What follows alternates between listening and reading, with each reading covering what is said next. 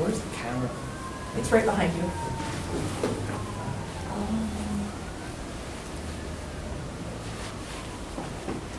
Recording in progress. Okay, we haven't started yet, guys. We've just had some technical challenges, so just hang on a couple more seconds.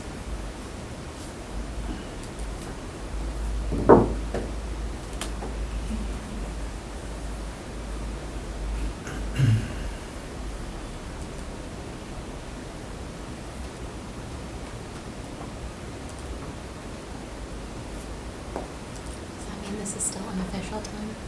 Mm-hmm. How was your trip? Oh, weather. Oh. Yeah, but I took several days off, so it was really Okay. nice. Yeah. So you didn't get to go to the island? No, the ferry schedule didn't line up with my days off, and then we got a No. campsite at the Brule River, but then it was like severe weather the entire time we were supposed Well, it's to be better there. to not be there. I know. I was like, I'm gonna stay in my apartment. And, I'm just pulling up my civic but clerk we so I can like, get yeah, we everything. did some fun indoor stuff. Like, have you ever been to the Odyssey climbing gym? No. Thailand? That's a cool spot. Nice. Yeah, so we can climbing. Little staycation and Yeah, I stuff. went to the Y and like swam like every day too. It was like, Nice. this is almost like Okay, I being in Lake think Superior. There you go. It is we can cool. get started. All right, cool. Well, we'll call this meeting to order, 5:08 PM. So we got our Zoom meeting information figured out. Thanks everybody for bearing with us here. We'll move on to roll call. I am here. Ned? Present. Jenny? All right. Present. And Amy? Present. Krista? Present. Corey? I'm present until 5:30 p.m. All right, thank you for making it early tonight. Julia? Present. Mark Walter is excused, and we have our newest Sustainability Commission member, Alder Joey Presley, if you'd like to introduce yourself. Present. Wonderful. I'm Joey Presley. I'm happy to be a part of this. I petitioned the mayor to let me be on this commission, so it was something I really wanted to be a part of. Happy to be here. Well, we are very happy to have you here. We'll move on to approval of the agenda. Approval of today's agenda for June 26, 2024. Do we have a motion to approve? I'd like to approve. By Alder Presley. Do we have a second? Second. Second by Krista. All those in favor, say aye. Aye. Those opposed, say no. And then so that passes on to approval of the minutes from our last meeting, which was back in April, April 17th. Do we have a motion to approve?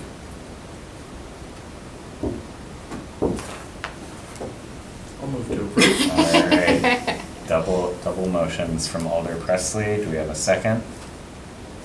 I'll second. By Jenny. All right, all those in favor, please say aye. Aye. All those opposed, say no. All right, and on to announcements. So, very exciting announcement here. Some of you might have seen in the news story in WPR last week, but the City of Green Bay, Wisconsin Conservation Voters, and Forward Together Wisconsin have partnered on a very exciting door-to-door outreach campaign to educate folks about all of the clean energy benefits in the Inflation Reduction Act. So I have little lit pieces for all the folks that are in person here, but there are thousands more that the folks at home can certainly grab several copies to share. You know what's there. Do you want to? There you go. I was worried I wouldn't have enough. This is perfect. So yeah, a little about this program. In my day job at Wisconsin Conservation Voters, we launched a pilot program last year to educate folks about some of the tax credits that are available for everything from solar, geothermal, battery storage, energy efficiency measures like insulation, windows, appliances, heating and cooling, electric vehicle tax credits, and then really hyping some of the home efficiency and home electrification rebates. We've partnered with the City of Madison last year and knocked on a lot of doors in the Milwaukee suburbs as well. We knocked on about 76,000 doors last fall. And what we realized is not a lot of people knew about all of the cost savings that were available to help folks electrify their homes and use less energy. The Inflation Reduction Act passed a couple of years ago, and it's the largest investment in clean energy in world history, $369 billion over the course of the next 8 to 10 years for a whole lot of things, and some of the biggest benefits are for residential home or renter upgrades. So what better way to tell folks about it than to really meet them where they're at, get out on the doors, and tell folks about it. So because of our kind of successful experiment last year, we were able to partner with even more municipalities and knock on even more doors this time around. So we just kicked off in the city of Green Bay. We're going to be knocking on 18,000 doors roughly within the city of Green Bay to talk not just about all of the IRA benefits, but also to introduce Alex as the clean energy connector, and how the city is really prioritizing all of that IRA work. Talking, we have information in the lit about the local clean energy plan that we just passed last December, and several really important programs like the East River Flood Mitigation Grant Program, the Residential Green Stormwater Infrastructure Revolving Loan Program, the Home Improvement Loan Program, and the Curb Appeal Grant Program. So we'll be, maybe coming to a neighborhood near you. You might get somebody in a nice blue T-shirt with some of this lit coming to your door. But yeah, we're really excited to be able to really get the word out about all of this. And this is part of a larger effort to educate folks all across Wisconsin about this. WCV and Forward Together Wisconsin are also partnering with the City of Milwaukee, Dane County, like I said, the City of Madison, and the City of La Crosse on similar programs. So all of these local governments also have some really cool, unique local programs that we're excited to talk to folks about. There are places we're knocking also where we're not in partnership with a municipality, just like, for folks that live in Alloway, like Alex, we've been knocking on those doors as well. So all in all, this entire spring, summer program, we made our first knock on Earth Day, and we'll be wrapped up probably by the end of July. But when all is said and done, we'll have knocked on about 240,000 doors this year to talk to folks about the largest investment in clean energy in world history. So, any questions?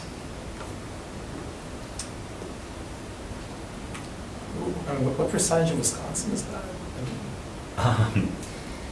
I think based on just kind of, I don't know, but based on like if we assume we talk to about 20% of the people whose doors we knock on, we'll be having like more than 40,000 conversations alone with folks. So it's a pretty big amount. Yeah, It's impressive. yeah. Thank you. Yeah. Any other questions? Wisconsin has 5.8 million people, so. Okay. So we have room to grow. we can definitely. It's early enough. It's early enough to expand. But no, yeah, we're really excited about this opportunity. It's a strong start. Yes, Almost exactly. one whole Sheboygan. Yeah. One Sheboygan, yes. That's our unit of measurement. Is that like the fourth largest city in Wisconsin? Eight. No, I'm just joking around, because it's Kenosha. oh, Yeah. interesting. Cool. Well, yeah, I think that's all I have. Okay. Thank you. You wanna, Alex's presentation is next. Do you wanna introduce, or I can tee it Yeah, up? do you want to Sure, tee it sure. off here? Yeah. Okay, next on the agenda is, we're gonna meet Alex Galt. He's the new clean energy connector for the city. He's prepared a draft outreach and engagement plan. It was in your packet. The PowerPoint slides were in your packet, as well as the draft plan. So he's gonna go through that within 15 minutes.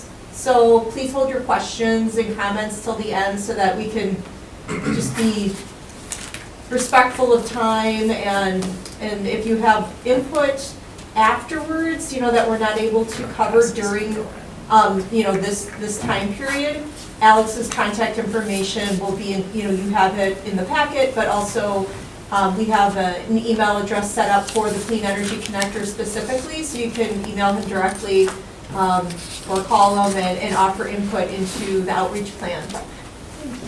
And we were able to bring Alex on board, when was that? End of May? May? Yeah, last day of May. Yeah, last day of May he started, so we're very happy to have him here. And he's gonna present in person, and I'll share the slides so that you can follow along, if that's okay, or would you prefer to just watch him on the podium? The people in Zoom. I think seeing the slides while he talks would be good. Okay. All right, don't start yet. I'm just trying to get this working. It's my first PowerPoint presentation. I've done 49 years. Oh, Yeah. well, congratulations. But, I graduated from college pre-PowerPoint. And, so, yeah. I think my kids have probably done dozens and dozens and dozens. Okay, hang on a sec, people. I graduated in 2015. I don't remember doing that many. No? Yeah. Well, that changed a lot by my kids. I mean, I've done it as a professional, just not in school. Like, I'm not doing a ton in school. I mean, at least to. Please let me know if you can see, can you see that? We can see the dog. No, not the dog. That's the presentation. We can see the slideshow, yep. Okay, thank you. Go back to the dog. Yeah, I think my kids started doing it in like 4th grade or something. Yeah. It's Okay, we're ready to go. It's about 18 minutes after, just for time, Okay. just so you know. All right, well, I guess you can advance to the next slide, sure. I'm not going to dwell on this at all, but I think it's interesting to think about how this is not the first electrification campaign. Nearly a century ago, people were concerned about rural electrification. And believe it or not, that was something that they really had to convince people of. Like, they actually sent people out into the field, had outreach campaigns just like this one. And I think it's interesting to find that, looking at some of the posters that were made, that they're kind of using kind of the same strategies that we'll probably be employing, things like social proof, it's fine for us. So, and that's about all I have to say about that. Once we advance to the next slide. Okay, it's not doing that, but, Those are pretty groovy designs. Aren't those cool? Yeah. okay. All right. Let's skip the slide. No, I didn't. All right, sorry, Alex. All right, so the purpose of this document is really just to lay the groundwork for this public electrification campaign. Define the scope of it, what the communication goals, the strategies, the methods and channels that we'll be employing, to identify the roles and responsibility, who will be executing what. In this case, it's mostly me with some oversight, but we'll get into that. And then to outline the narrative's content and language that will be employed. All right. I feel like I need a better signal or something. Okay, I'm gonna look at you. All right, so some of the goals, I think of these as the nouns, like what are we doing? To build community support for renewable energy, to increase the awareness of the benefits of reducing greenhouse gas emissions, provide accurate information about incentives and programs, and communicate the progress and implementation of the clean energy plan. I didn't really list these in any kind of priority, but if I just on the fly, I would say probably this is the most important, provide accurate information to the public. And then build community support, increase awareness, and then communicate progress in the clean energy plan. So how will we do that? These are the verbs, the strategies. We'll be working directly with community organizations and businesses to provide information and support to them and their constituents. We'll be reporting on the successes of state and federal programs like the IRA, Focus on Energy, PACE financing, and anything else that's relevant. And we'll be organizing and participating in events hosted by the City of Green Bay and partner organizations. This is in addition, to, obviously, to the communications efforts that we'll be undertaking. The objectives, I found it useful to think these grammatically. So these are like how we'll be doing the things that we're doing through adverbs. So it'll be to understand and engage effectively with stakeholders, to be a trusted local information source, to work effectively with internal stakeholders, to leverage digital media, word of mouth marketing, and other cost-effective tools. We're funded by a grant, so we don't have enormous resources. So we'll definitely, be thinking about what can we do that's very cost-effective, if not free, and try to amplify the message. We'll be working on developing a database of individuals, families, and organizations with an interest in clean energy. There'll be more about that. And then, of course, creating and maintaining a database of incentives and programs, as well as libraries of information that we can use as assets and reuse and share if possible. All right. Stakeholders. All right, so one of the things I think that's really important is... I can go back, I don't know why that advanced so quickly. Yeah, who knows? And if you look, I have this QR code on the table there as well. One of the things I want to do is create like a map of stakeholders, stakeholder groups, and resources that might be useful to this outreach campaign. So I created this QR code that'll take you to a form where you can input them. So I beseech you, when you have time later, pull that up, take a look, maybe maintain it as a tab on your browser, and then as you think of things, you can just input them. I'm looking for resources, anything like, even someone who might have like a tractor trailer that they can use for a holiday parade float, or just try to think expansively about it. All right. These are kind of the low-hanging fruit of stakeholders. The internal ones, of course, we have our leadership, the mayor, our departmental leadership, city staff. I'm no longer the most recent employee here at the city. I've got a few that are newer, but I've come to really sort of learn and kind of respect the resource that the City of Green Bay has. I mean, like the level of competence and expertise that exists in this building is really very impressive, and I'm looking forward to working with as many people as I can. But these are some of the people that we've identified so far, and of course, city commissions.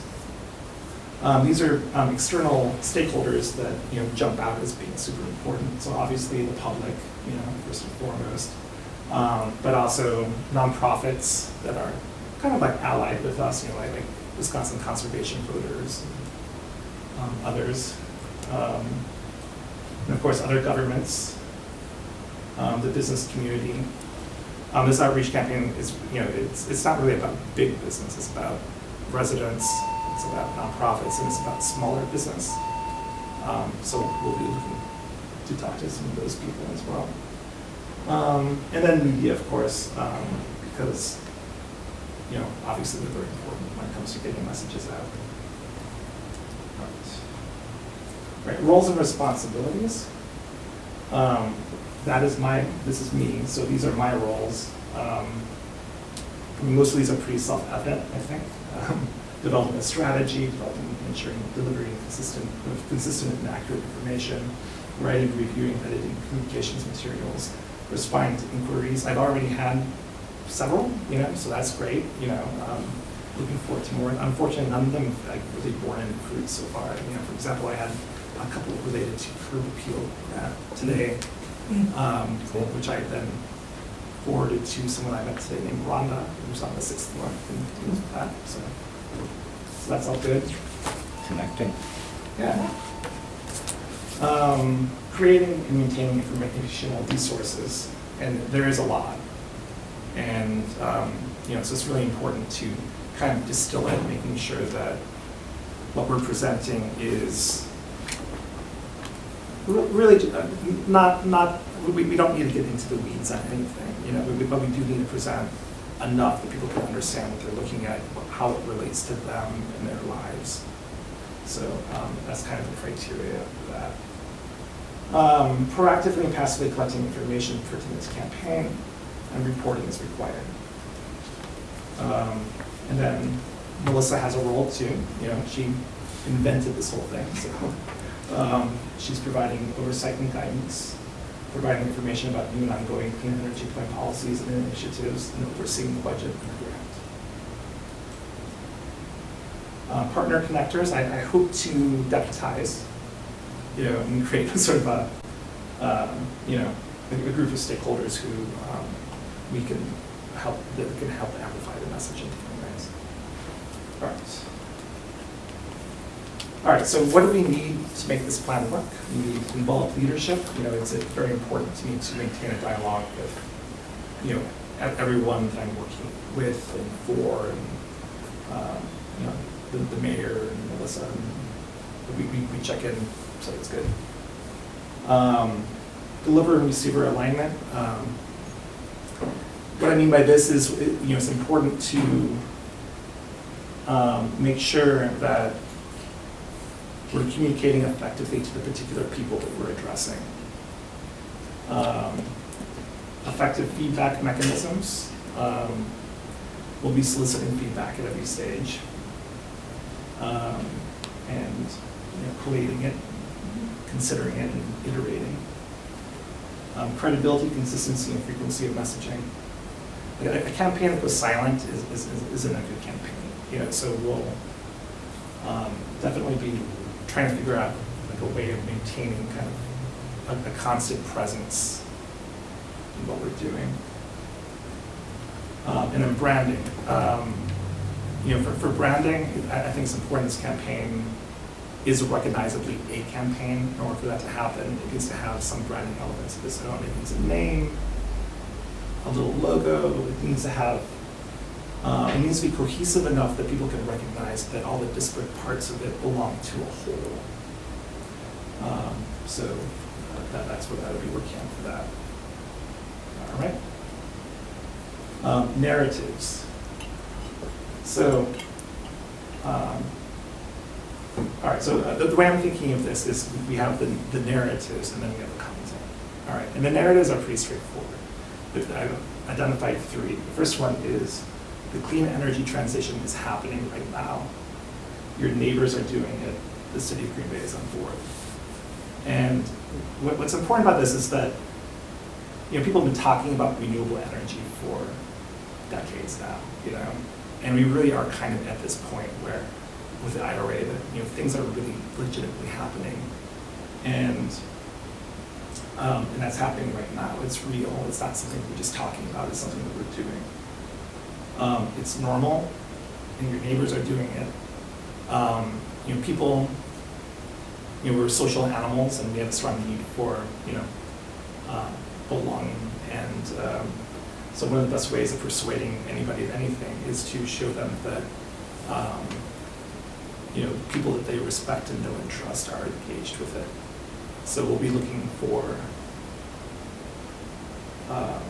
people who have implemented projects, people that we can put forward as I've been calling them in my papers. I've been calling them clean energy ambassadors, people like that. Narrative 2, this just gets to the why of it all. Clean energy will save you money, it'll make the air cleaner, our community more resilient, our nation more secure, and it will help mitigate climate change, specifically for our children. And I think this is the right way to address it in this community. The research that WCB has done, shows that we can talk about climate change without scaring too many people off, which is great. And, but really it's a very practical argument that we'll be making. Area 3, federal and state tax credits, incentives, rebates, and programs exist to help you. And we're here to help facilitate that. And so it's really a three-part argument where it kind of creates a sense of urgency and nowness, explains the reasons why, and then here's what we do about it. So everything that we do content-wise will kind of pull from those narratives. In terms of the content itself, we will maintain high quality and accessibility standards. Everything will be proofread multiple times. We will ensure that we're following ADA compliance with web materials, digital materials. We'll be translating materials into Spanish and Hmong whenever possible. There's money set aside for Spanish translation, I think you said, and then the Hmong translation we can work with through grant. In terms of scope, we'll be talking about electrification, renewable energy, energy efficiency programs and incentives.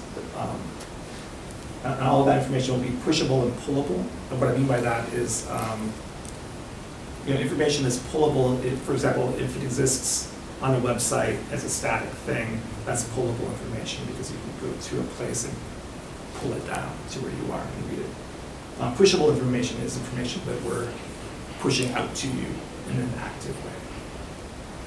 The Green Bay Clean Energy Plan and related initiatives will be in a more pullable format. So we won't be as actively pushing that information, but we'll make sure it's available and understandable. In terms of content types, we'll be doing blog posts and fact sheets and briefings, and, really anything that seems useful. In terms of language, we will, the tone will be very, fact-checked and science-based. And as I say here, we'll be conducting ongoing research into best practices in public outreach and clean energy. As I've come to understand, but there's a lot out there that relates to this topic, especially right now. So we'll stay on top of that. Guiding principles. Every attempt will be made to engage with individuals and organizations through the most appropriate method and channel. And all I really mean by this is that I think back to my experience on the Friends of the Library Board, where you were dealing with some very elderly people and some very young people. The elderly people wanted to pay for their memberships with checks, and the young people didn't have checkbooks. It took a couple of years to shift them into a mode where you could actually pay with a credit card for a membership, but that was an impediment.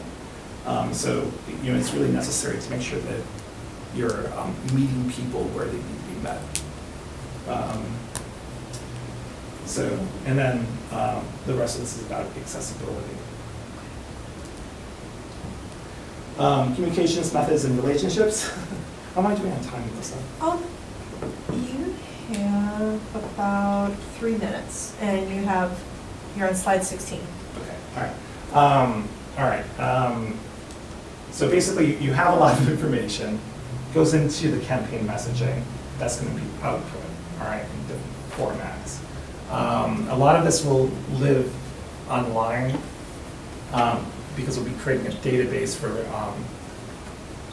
all the different programs and incentives, right? So you can pull that information into the website. It's filterable, searchable. That information from that database will also populate printed materials. So, and what's great about that is if you change something in the database, it just changes throughout the entire information flow.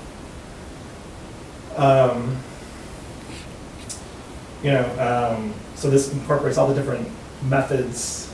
These are some of the channels.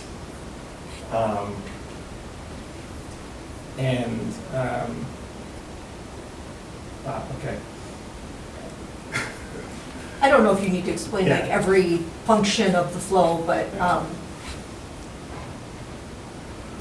The gist of this is we'll be looking for opportunities to make things happen between different partner organizations, events, interactions, one-on-one, printing materials, and creating synergies of those things that will end up in traditional media, because earned media is the cheapest and best method that I'm aware of for getting the word out for things. All these things will generate feedback and new information, which will be reincorporated into the messaging, yeah,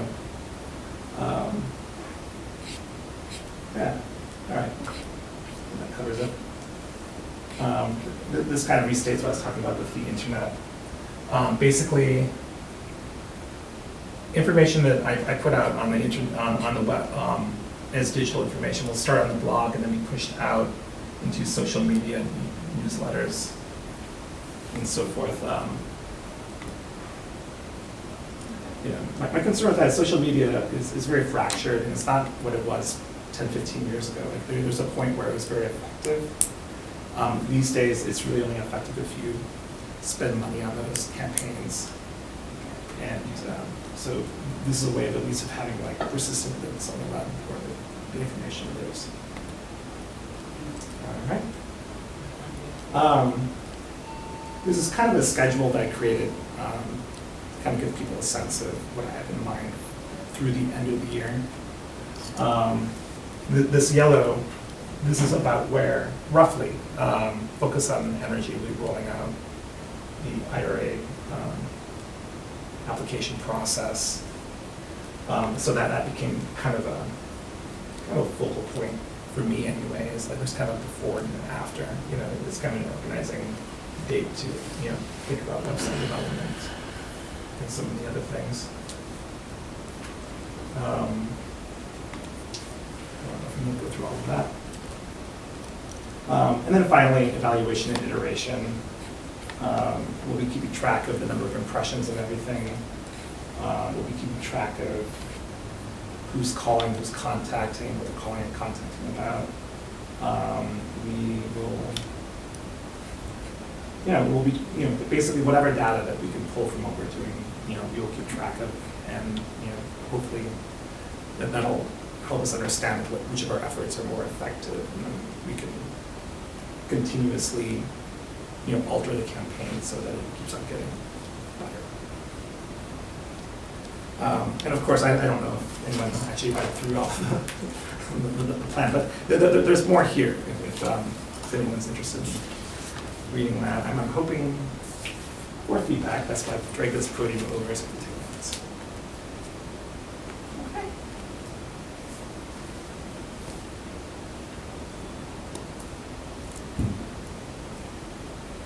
So if there are questions or comments or feedback, we can, we have a few minutes right now where we can do that for Alex. Something that just popped into my mind was the neighborhood. The neighborhoods, like our neighborhood has a newsletter, so I'm not sure if that's part of the outreach plan. I feel like our neighborhood meetings and the newsletter would be a great venue for what you're doing, and nice job. That's really good. Yeah, I completely agree. I have a meeting set up with Vicki, who's in charge of the neighborhood associations, on Monday, and I'm looking forward to talking to her about how to do that successfully.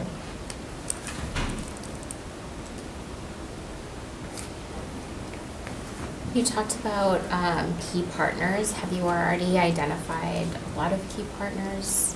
For like organizations? Here's how I think of this. I have a start, and if we all just start inputting stakeholders, there's going to be duplication. I'm not concerned about it, because the more someone gets duplicated, all that says to me is that person, stakeholder group, whatever that is more important. So I'm looking at that as like a heat map. Yeah. If that makes sense. So use the QR code. Yeah. Okay.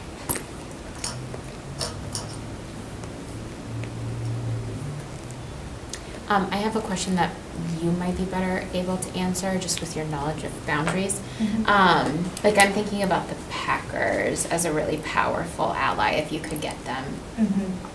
I know we've talked about this, they're in the city limits, but Correct. not Titletown. Is that Correct. right? Okay. Yes, Stadium, not Titletown. correct. Okay, thank you. Yeah, it's very specific. Yes. The Mhm. way those boundaries are. Mhm. Okay, great. Now, Alex didn't mention, go into detail about this, but one of our partners that we identified within the grant and the grant application is Oneida Nation. So we've already been speaking with them before we hired Alex, and Alex had a meeting earlier this week or late last week. Yeah, it was a week ago. Yeah, so we are planning on partnering with Oneida to do outreach, because they have some special programs that they're rolling out for their residents, for the home, like a version of the home energy rebate program.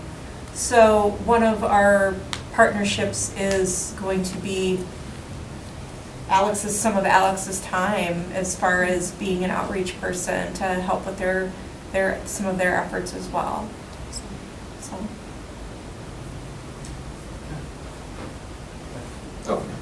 Oh, This is very thorough.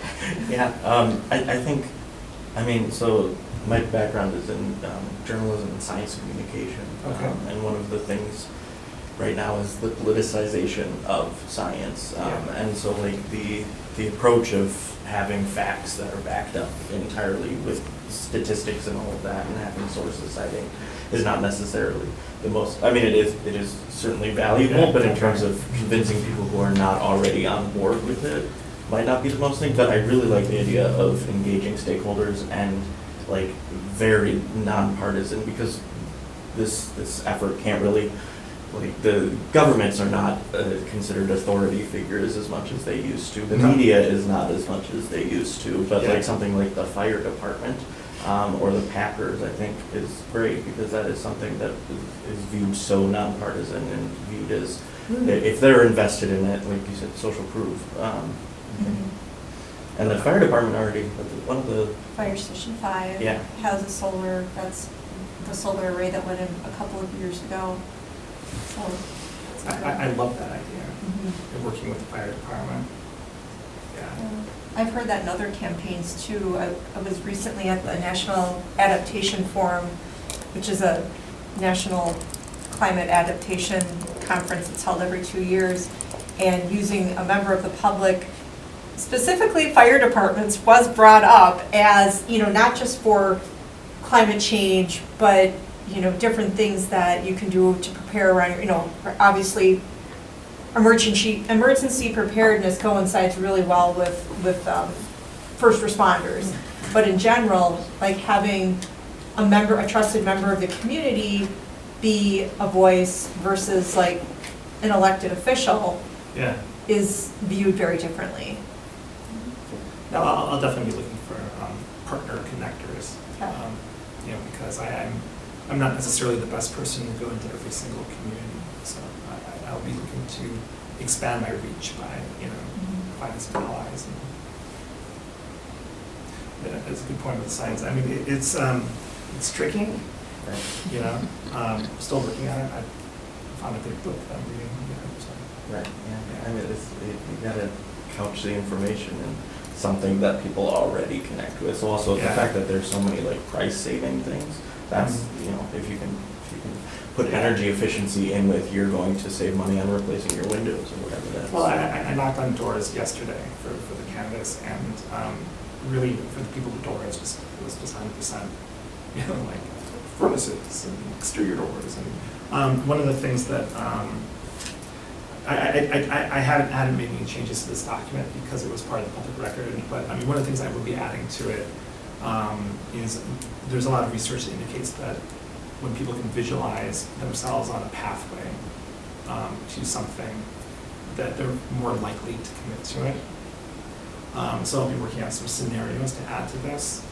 And a big part of that is that if you can make people, or if you can persuade people to make small commitments, just like a door or something like that, then they're more likely to make larger commitments down the road. So I'm trying to think of it as a series of escalating scenarios like that. Yeah. I don't know what the formalities are about raising our hands in this. I don't remember which slide it was, but I remember there was a bullet point that said like, you know, targeting individuals, families, and something else that are committed to this work, right? And like, Yeah.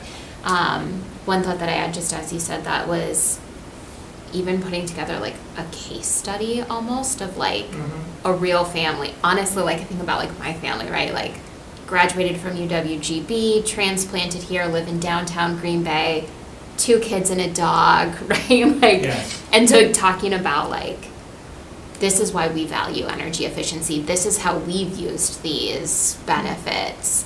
And here's what's happened for us, right? Like, Yeah.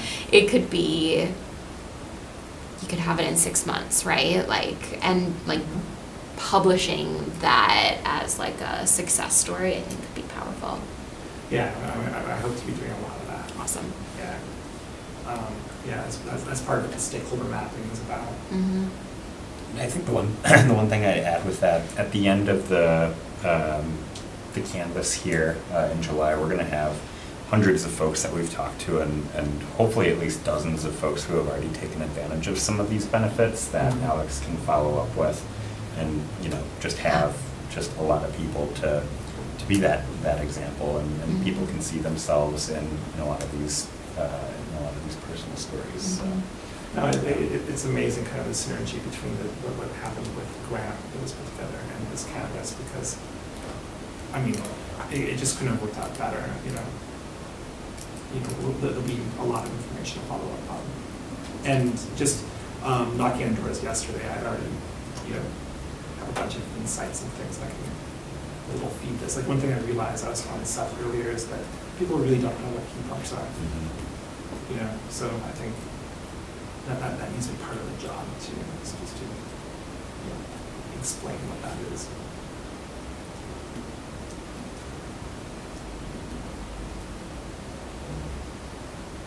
Cool. Well, thank you, Alex. This is very informative. Excited to see Yeah, what happens next. if you have other comments, if anything occurs to you later, I mean, this is a very open document for the time being. I mean, actually, it'll probably always be open-ish.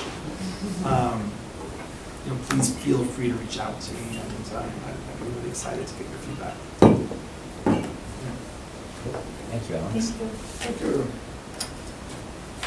For your first PowerPoint presentation ever, it was great. Oh, thank you. Yeah. Well, it was helpful that, to me, as a person of nerves, that there are just so many people that I've met before here and like and so forth. Cool. Thanks again. Moving on now to regular business. This item was held over from March 20th. It was our amended Sustainability Commission work plan. I think that, you know, some of the feedback that we got, that the plan was so well developed and so thorough that I think the message was communicated as to what our goals are to council. I think we were talking about possibly doing a presentation to council. I don't know if that's necessarily a value add at this point, so I'd just like to make a motion to receive and place on file our amended Sustainability Commission work plan, and then we can field questions from folks at council as they come up. But yeah, motion to receive and place on file. Do we have a second? Second. A second by Ned, first by me. Oh, first by you. Yeah. Yep. So all those in favor, say aye. Aye. All those opposed, say no. All right, and then on to, so that passes. On to you, Ned. Discussion and possible action on purchasing outdoor air quality monitors. Thank you. This item, it was inspired by a couple things. One was last summer's multiple days of air quality action days, which affected our entire community. And I have mentioned before that I was teaching at Howell School downtown, summer school, and on those air quality action days, kids have to stay indoors a lot of programs get canceled.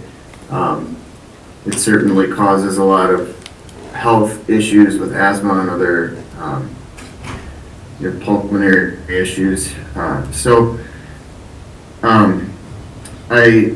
I also tend to suffer a little bit with asthma, especially when the smoke's in the air. And so I was using some apps to locate kind of like where is our air quality at in Green Bay. And I noticed that there are basically a couple monitors in the area, privately held, and therefore, we don't know when they're going to go down or how long they're going to be around. Certainly, they don't cover the entire area of Green Bay. And so over the past year, I've been hearing stories of other communities in Wisconsin doing different ways of monitoring air quality all over their cities. Beloit seems to be the most prominent in the news. They did a year-long project that really showed some unfair and inequitable conditions around their city, depending on which neighborhood you were in. The city of Milwaukee had not an official city program, but run by somebody who is a public health professional. There's a program in Milwaukee with a few dozen air quality monitors, and in Green Bay, I think it would behoove us to consider as a city having some control over that by putting up our own air quality monitors. This seems to be a thing that a lot of nonprofit groups do, but again, if it's done in an official manner by the city, then we have some control over where things go, if they need to be moved, how long they stay up. And the monitors that I would suggest as a possibility are called Purple Air monitors, and they cost about $300 a piece. There is one operating in downtown Green Bay already by a private citizen, so that is helpful for those of us who live in the downtown area. But we have, a large city with a lot of space, and one of our goals as a commission is to address environmental justice issues and to be data driven. So I would think this could be one of those things we could recommend to council to do some of that work, right? To get some of that data. How is the air quality in different parts of our city? Who's being affected the most by poor air quality? Where are things going well? And maybe we can do some practices across the city. It could be a tree canopy issue, I don't know. But my recommendation would be for us to look into either testing things out with the EPA loan program. I believe you only get the monitor for a month through the EPA loan program to just kind of dabble and check it out. But for the long term, I would suggest that we recommend either to staff or to council, depending on how our conversation goes here, that we investigate the purchase of several air quality monitors. The data gets uploaded directly to the EPA, and it's searchable online on different apps and websites. So that my pitch would be to possibly do a trial run with the EPA loan program, and then consider, maybe a few monitors on each side of the river. So with that, I will kind of open up the discussion, hopefully. Ned, totally sold on the concept. I love it. I think it's great. What kind of maintenance would this require from city staff or even like the EPA loan, like the trial program? Like, is that as extensive as a lot of federal grants tend to be, or what is the like non-financial cost of this? Sure. If the EPA loan program seems to be covered financially by the EPA, except for sending the monitor back to Chicago. It is open to schools and governments, so I assume, writing the request for it, would take some time. As far as how much does it need to be actually, does somebody need to touch anything and do anything? I think once the monitor is up, it's pretty much hardwired into the system, and it just reports without much maintenance at all. I don't know how long the monitors last. That's a good question. I do know the person who does run the program in Milwaukee, so any technical questions that maybe we come up with, I'd be glad to give him a call and get some more information for us. So I will definitely write some of these questions down and give them a call. Cool. Julia?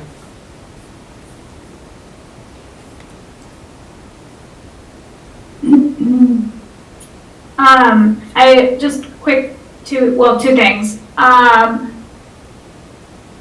shared with Ned earlier today when I was looking at the agenda.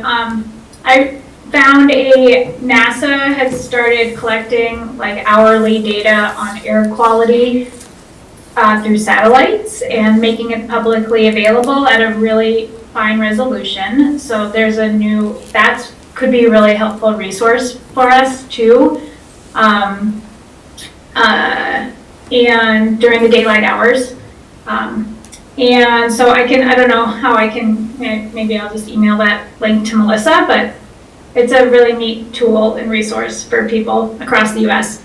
And then, and it measures nitrogen oxide levels. And then also I'm definitely in support of doing localized air quality monitoring. I think the only thing that my comment related to that is that having like a more specific goal in order to like be able to say why we're selecting locations or for where they're put and like what the purpose of that location and the data collection is.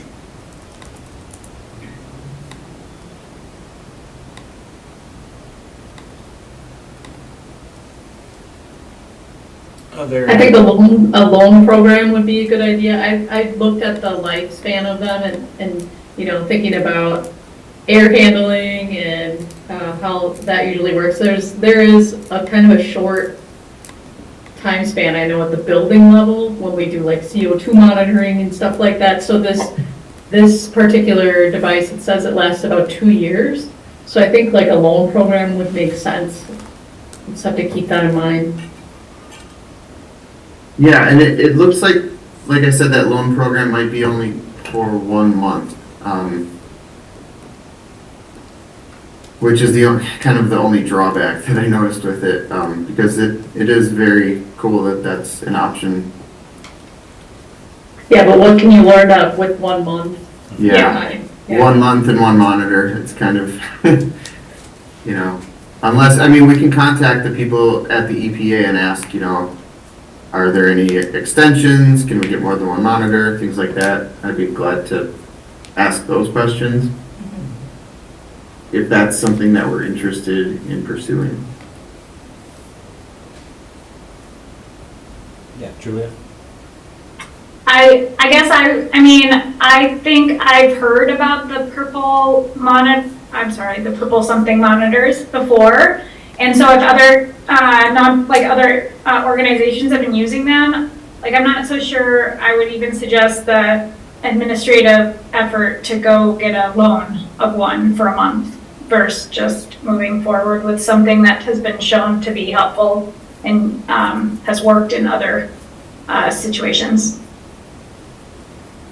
That's a good point. Yeah, Amy? Matt, you mentioned that you had some contacts in maybe Milwaukee or somewhere that are using that. Can you, if you could get more information about like what their specific goals are, and then what kind of cost are they incurring over time? You know, if they've done it for a couple of years, you know, because I'm thinking, like Jenny said, the filters on those, that, you know, there's things that have to be replaced over time, and what does that look like? It might give us all a better picture. Yeah, I think that's a great idea. The program in Milwaukee is called the MKE Fresh Air Collective, for anyone who might be interested in looking up information on that.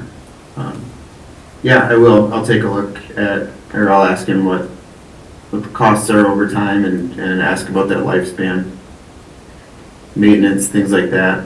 And then also possibly like how did they decide in Milwaukee where to put them? And how could that inform what we're doing, what we could be doing in Green Bay?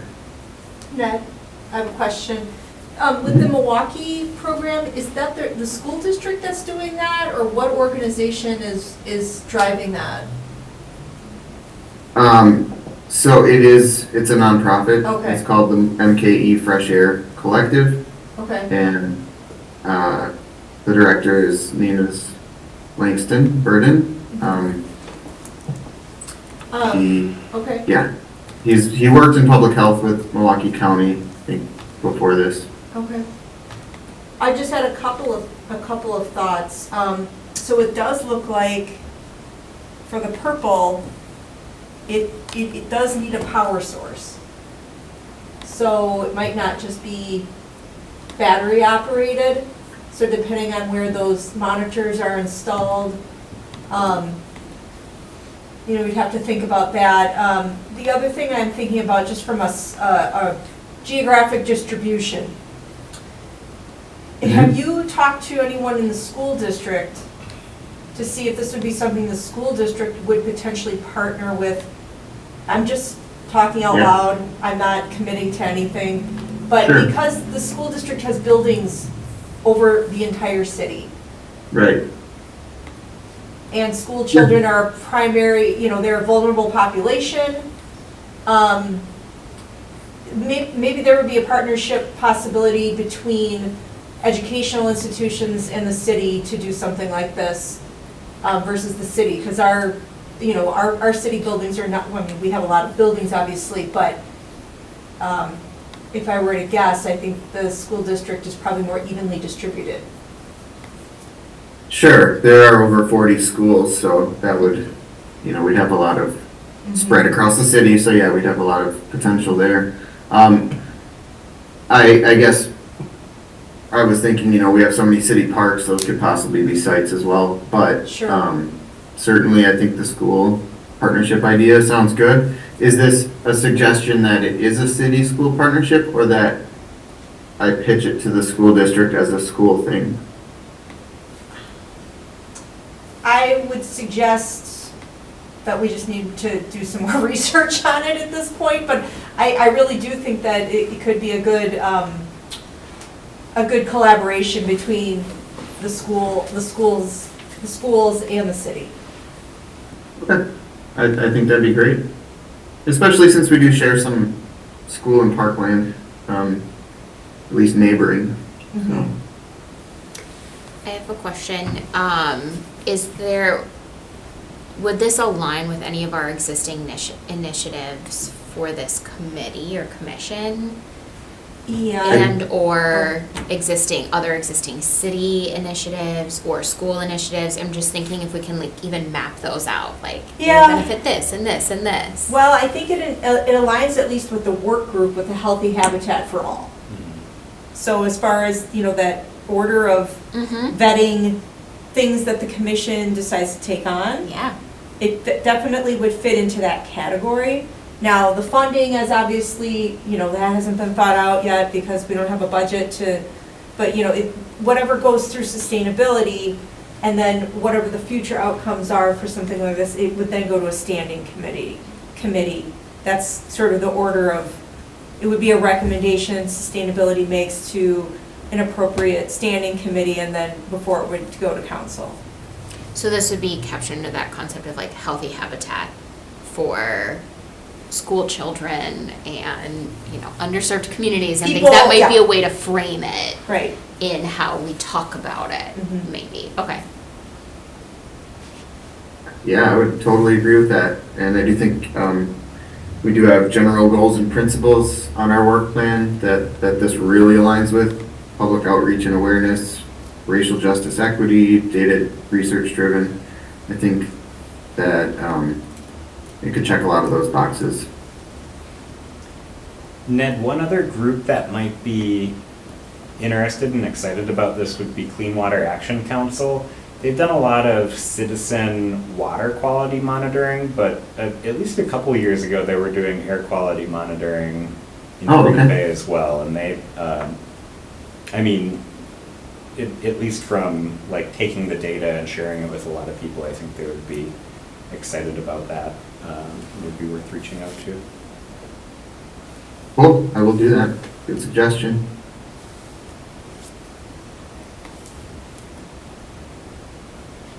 Are there any other questions that people would like me to do some more research on at this point? I think if you could do some research on any sort of grant opportunity to be able to fund the monitors. I don't have any, other than, I know that the Wisconsin DNR, they have a whole air quality program. If they, I'm not sure if they have a grant program set up for stuff like this. But how we could potentially fund purchasing multiple monitors and really, back to Julia's initial comment of, you know, what are the goals? What do we do with the information? Those things need to be refined. Mhm.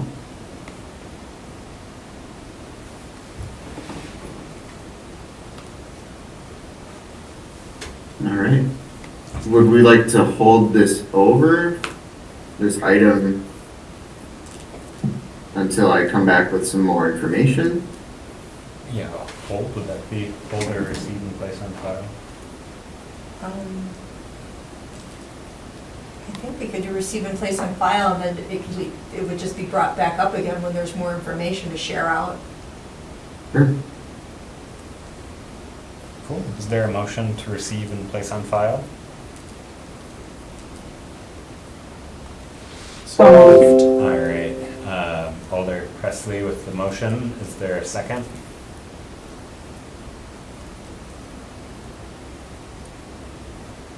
I'll second. This is Second- Julia. Second by Julia. All right. All those in favor, say aye. Aye. All those opposed, say no. All right, cool. Thanks, Ned. This is really exciting. On to informational. Item 1, Adopt a Pond program. So this was it's just informational, it's in your packet. Public Works updated the Adopt a Pond program. The staff person that is in charge of that program is not here tonight, but I just thought we could share that in the packet to know that it's updated, and we're trying to get more participation in that program with the application, and we already have some interested neighborhood groups that are wanting to sign up to do that, and that's part of our overall stormwater management and outreach program. So if you know of neighborhoods that are interested, please share the information. They're generally groups that are in close proximity to one of our stormwater ponds, or maybe a business to do cleanup efforts around the ponds. And that's really all I have to say about that. Unless there's more specific questions, I can follow up later with the staff person. Cool, thank you. On to you again. Okay. So quick report on some of the things over the last month. The city was recognized as a 5-year participant in the DNR Green Tier Legacy, as a Green Tier Legacy community. So in 2019, through the recommendation of the Sustainability Commission at the time was for the city to join and become a DNR Green Tier community, and we have. And we've been doing our annual reporting, and so I attached the letter into the packet that recognizes our 5 years as being a Green Tier community. They recognize us for some of the accomplishments that we've done over the last 5 years, including the Safe Walk and Bike Ped Plan, the Clean Energy Plan, and the Citywide Green Stormwater Infrastructure Plan. Maintaining our energy benchmarking with our city's facilities in Energy Star Portfolio Manager, amongst other things. So that. Another update on the East River Flood Solutions project. It was approved at Common Council last night to move forward with Emily Park for a large-scale flood mitigation project, which will be a created wetland. So we have lots more planning to do, but that was very exciting that site was approved. It'll be a very positive step for flood resiliency in our community. So next step is continuing some engineering plans and then looking for the funding. So the Rain Barrel program, there were 411 rain barrels delivered in June.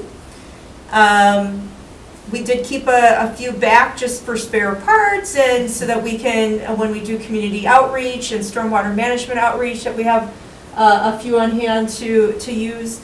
But the crews from DPW delivered all 411 rain barrels from June 4th to June 7th, in addition to their other duties. So that was a great effort on their part.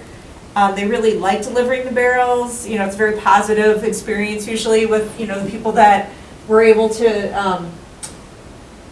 that were selected for the Rain Barrel program. And then for NOMO May, there were 608 properties registered this year for NOMO May, which is a decrease over the first 2 years of the program. Out of the 608 properties, 446 picked up their signs or indicated that they reused their sign from last year. So pretty good, pretty good. Haven't compiled all of the other data that goes along with NOMO May, but I can share that out. For example, high grass complaints that come in, different things like that. So we're collecting data as we go on those programs. And one of our GIS analysts is putting together a map for the Rain Barrel program. I meant to mention this in the previous update, to show the distribution of rain barrels across the city from 2000 for the last 3 years that we've had the program going. So when I have that, I'll share that. That is pretty much it for my updates. Any questions? I just want to say thank you, Melissa, for sticking it out at council last night. And that's a huge thing for our neighborhood, so appreciate it. Yeah, it's good. Cool. Thanks, Melissa. Well, the last informational thing, our next So can I just move really one quick? Oh, I just wanted to say that's really great news. And so I was looking forward to hearing that news about the Emily project. So congratulations, that's awesome. There was one other thing. Last night at council, our newest Sustainability Commission member, Daniela Beal, was approved. Her nomination was approved at City Council last night, so she will be joining the commission next month. Is she from UWGB? She is. Yes. Cool.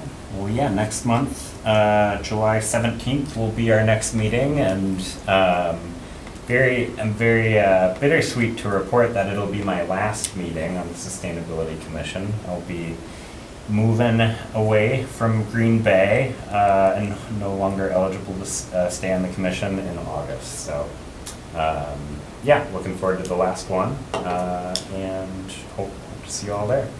With that, we'll entertain a motion to adjourn. If we don't adjourn, do you have to stay? Do it next time, yeah. We'll be here.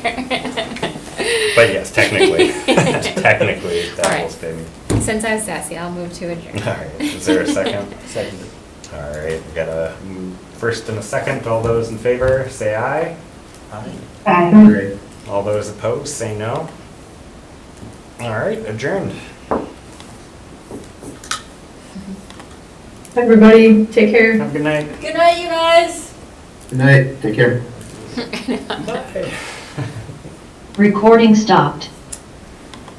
Will Daniela start next month or in August? Well, since she was confirmed. So am I not going to be here next August? No, I'm sure we can figure Or it in out. July? I think we can figure it out. Okay. I'll I just- mentioned something to the mayor, I'm like, we're gonna have like technically an overlap of 1 month. Is that okay?